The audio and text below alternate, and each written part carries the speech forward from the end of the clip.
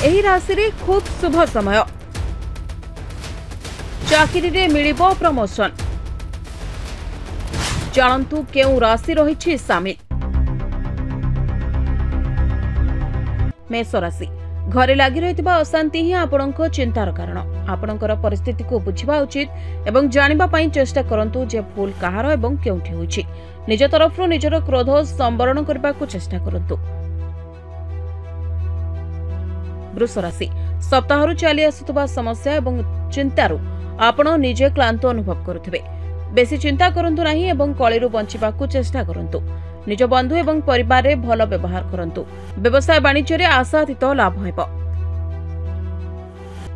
मिथुन राशि पूर्वरु विरुद्ध रे थिबा निष्पत्ति एबे आपणक सपक्ष रे रहइबो। एबे आपणक आपणक उद्यमर फल मिलि पारिबो। शत्रु अपसरि जिबे किंतु आपण निज क्रोध उपरे अख्तियार रखिबा हेबो। एबे खुशीर समय आसी गलानी।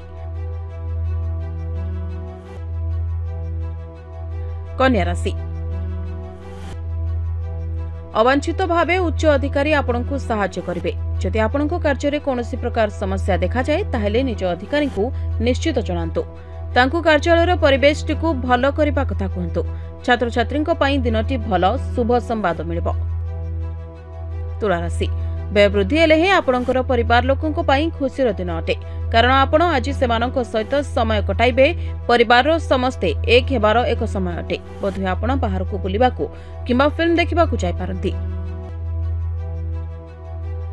वृष राशि आपणक असुविधा रे पडुतबा परिस्थिति रु दूरे रहंतु। कोनोसी बेकार कार्य रे पडंतु नाही एवं निजर सकारात्मक चिंताधारा बजाय रखंतु।